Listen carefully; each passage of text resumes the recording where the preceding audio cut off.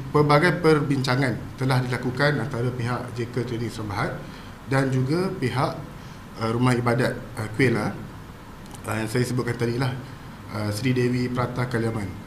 Okay, komiti daripada Kuil, kita perbincangan selama ni diadakan sangat harmoni. Okay, kita pun faham sensitiviti isu ini. Kita faham Malaysia adalah negara yang pelbagai kaum, pelbagai agama. Jadi kita daripada dulu sampai sekarang sentiasa perbincangan, sentiasa bersifat harmoni, dan kita pun ingin menyelesaikan perkara ini dengan cara baik. Dan perbincangan-perbincangan yang berlaku ni saya rasa lebih daripada 10 tahun itu. Dah lebih pada 10 tahun perbincangan antara pihak JK dan pihak Kuil bagi mencapai solusi terbaik berkenaan dengan perkara ini. Saya nak tekankan di sini yang ada orang di luar sana menggunakan terma merobohkan, perobohan. That is not correct lah. Bukan roboh. Tak ada isu roboh ni, tak pernah bangkit. Apa yang pihak kami cuba sampaikan, apa kami buat adalah perbincangan ni adalah sentiasa berkenaan pemindahan, relocation. Pemindahan Kuil itu kepada satu tempat kawasan yang baru, yang berdekatan. Dan ini adalah atas bantuan kerajaan kita yang sekarang ini, dan dengan bantuan melalui DBKL lah, DBKL dan juga agensi kuatkuasaan yang selainnya lah. Untuk tanah tu sebagai rekod, tahun 2019 kita dah submit, kita ada submission lah untuk dapatkan development order semua. Dan development order tu pada tahun 2020 pihak syarikat telah mendapatkan development order lah untuk pembinaan masjid. Okey, setinggi 3 tingkat dengan 1 sub-basement. Okey, dan pada 2021 kelulusan, kita dapat kelulusan building plan lah daripada pihak authority. So ini menunjukkan kita buat semuanya mengikut lunas undang-undang. Macam sebut tadi, komitmen di BKL, komitmen pihak syarikat, kita tak ada nak merobohkan. Kita ikut proses undang-undang. Betul tak? Okey, mungkin berkenaan dengan carangan yang mana pihak kita akan buat groundbreaking lah, pecah tanah pada 27 Mac inilah. Ada setengah pihak mungkin ada beberapa soalan berkisar tentang kenapa kita proceed 27 Mac dan sebagainya. Bagi pihak syarikat, groundbreaking ni diadakan sempena bulan Ramadan, bulan yang mulia ni lah. Kita mengambil berkat untuk ni kita buat groundbreaking. Dan groundbreaking pecah tanah tu pun bukan dilakukan di depan Kuil. Cadangannya di sebelah. Kita pun tak nak kacau, kita pun tak nak ni. Dan kita pun akan hantar invitation kepada pihak Kuil juga untuk turut sama hadir dalam proses ni. Dan satu lagi yang saya nak tekankan, regardless lah, pecah tanah bukannya esok kita terus buat masjid, kita terus keluarkan kita, betul. Pecah tanah ni adalah simbolik kepada kita punya komitmen untuk mendirikan masjid, yang mana ini adalah hasrat daripada dulu lagi. Dan pada masa yang sama kita masih lagi menghormati pihak Kuil, yang mana kita akan apa-apa kerja selepas ini akan dimulakan selepas sesi pemindahan tu selesai, sesi relocation tu selesai. Kita takkan bulldoze, kita ada negara, kita ada undang-undang, negara kita berbagai kaum, majmuk, kita akan ikut lunas undang-undang dan sebagainya. Cuma isu yang 27 hari bulan ni, groundbreaking ni, pecah tanah ni, macam saya sebutkan tadi tu, adalah satu komitmen mana kita at least ada orang kata ada movement lah, ada orang kata milestone.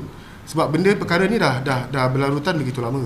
Pihak kami pun daripada dulu sampai sekarang masih negotiation okey. Pihak Kuil pun memberi kerjasama yang sangat baik. Apabila kita minta untuk diberikan ruang untuk berbincang, mereka pun sudi berbincang. Wakil-wakil mereka sudi berbincang, memberi idea, memberi persetujuan. Cumanya natijah ataupun keputusan akhir tu masih dalam perbincangan lah. Okay, yang mana saya rasa pada tahap ni dengan penglibatan agensi-agensi yang sepatutnya, penglibatan kerajaan melalui menteri-menteri dan sebagainya, saya percaya benda ni dapat dinoktahkan dan dapat dimuktamadkan dalam masa yang sepatutnya lah. Kuil Dewi Sri Prata Kaliaman ni telah dibina sejak ataupun tapak kuil ini di kawasan Masjid India telah berada di situ sejak 1893, ya, pre-merdeka, sebelum penubuhan Malaysia itu sendiri. Sejarah penubuhan kuil itu Dan tujuan kuil itu untuk serve the community. Maknanya ia bukan hanya satu tapak yang bersejarah, tapi juga tapak yang penting untuk komuniti tersebut. Ia dah sebati dengan komuniti. Seperti yang Cik Raj Mohan ada sebut sebentar tadi, tempat itu merupakan hub komuniti di mana bukan hanya tempat untuk beribadah, tapi juga tempat untuk komuniti berkumpul, membuat aktiviti yang berkaitan ibadah ataupun tidak. Jadi perkara ini tidak harus diendahkan, tidak diendahkan. Pun kalaulah kuil itu diroboh, ia bermakna kita menafikan identiti kawasan tersebut, identiti komuniti tersebut, yang telah sekian lama duduk di situ sebelum penubuhan Malaysia lagi. Solusi mudah. Tidak perlu pun sebenarnya kuil itu dirobohkan. Kuil itu ataupun ada tapak di sebelah kuil itu sebenarnya yang cukup besar untuk kita buat masjid. Malah ada juga tapak yang berhampiran, yang kosong. Kalaulah katalah tapak itu sendiri tak cukup, boleh panjangkan ke arah tapak blok tanah kosong itu sendiri. Baik. Ya. Ya. Jadi, nampak di sini yang petak hijau ni adalah tapak kuil itu sekarang, dan di sebelah itu adalah blok parkir. Ya. Blok parkir ni jauh lagi besar daripada tapak kuil itu. Jadi kalau nak bina masjid, binalah di sini.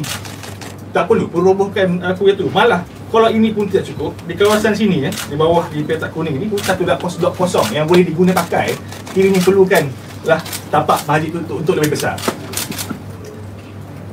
Secara ringkas tidak ada keperluan untuk kita runtuhkan kuil itu untuk membina masjid.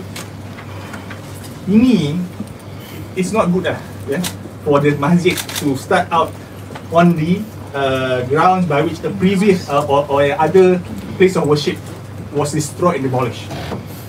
Ia tidak selari dengan konsep menghibah, dengan kemakmuran masyarakat, prinsip-prinsip yang penting dalam negara kita, nation kan, perkara yang penting yang selalu diangkat oleh pihak kerajaan. Saya percaya juga ini bertentangan dengan prinsip badani lah yang selalu disebut oleh pihak kerajaan. Jadi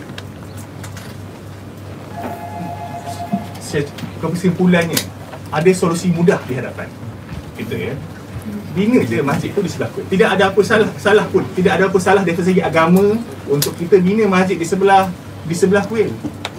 Tidak boleh orang nak solat, nak sembahyang, apa yang hanya perlu mengarah ke kiblat di tempat yang bersih, itu sajalah. Jadi masjid tu di sebelah kuil, apa masalah dia? Tidak ada perkekangan daripada segi agama, saya percaya, dan tidak akan ada orang Melayu ataupun orang Islam yang akan tidak bersetuju, yang akan berkata masjid tidak boleh dibina di sebelah kuil ataupun mana-mana tempat ibadah yang bukan beragama Islam. Dan ini bukan perkara asing. Di kawasan rumah saya sendiri, di setapak itu ada kuil, dan juga di seberang jalan tu ada masjid atau musurau lah. Jadi tak ada masalah pun, tak ada pun hirup-hirup di kawasan itu, dan orang boleh orang Islam boleh pergi beribadah di surau atau masjid, dan orang Hindu pun boleh pergi beribadah di kuil mereka. Jadi apa isu? Tidak ada apa-apa isu.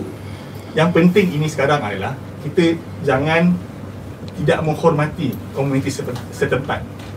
Kita kena akui kepentingan kuil tersebut, sejarah dia, bagaimana dia sebati dengan komuniti, apakah maksud kuil itu kepada komuniti setempat. Kalau kerajaan ini ingin mengangkat kebebasan beragama seperti yang dijamin dalam Perlembagaan Persekutuan, ingin dan juga ingin mengangkat prinsip muhibah, dan juga ingin mewaruahkan bahawa Malaysia ini satu negara yang majmuk, kita kena akui kepentingan dan juga hak orang bukan Islam juga untuk beribadah. Tidak perlu solusi yang mudah, ambil solusi yang mudah. Ini saya sebelah kuil tersebut. Datuk Seri, Datuk Seri mengenai isu kuil di Masjid India. Saya akan luncurkan tapak masjid di tempat tersebut berhampiran. Kita telah berunding dengan kuasa. Tanah itu tanah swasta, bukan tanah kerajaan. dan mereka dah diputuskan untuk membangunkan masjid. Jadi kuil yang lama pun ada yang kata 100 tahun mungkin, tetapi dipindah di situ pada tahun 2012. Statusnya tidak mendapat permit tanah atau kebenaran, tidak legal. Tetapi oleh kerana pertimbangan supaya hubungan kita itu harmoni, pihak syarikat setuju untuk menyalurkan sedikit bantuan dan pihak bandaraya telah mencari tapak tanah ganti supaya tidak menjadi masalah dan dibereskan dengan baik. Masalahnya ialah bila ada penunggang-penunggang agama ni termasuk dari pihak Hindu juga. Umpamanya ada peguam-peguam tak pernah terlibat dalam kegiatan agama Hindu pun terus jadi jago dan buat kenyataan melulu umpamanya nak merobohkan. Saya tidak boleh bayangkan saya sebagai Perdana Menteri mau merobohkan mana-mana kuil ataupun kegiatan agama orang lain. Itu tidak bangkit sama sekali. Yang dirundingkan selama bertahun, ini bukan rundingan baru, adalah untuk cari jalan baik supaya mereka mendapat tapak yang sah dan diiktiraf.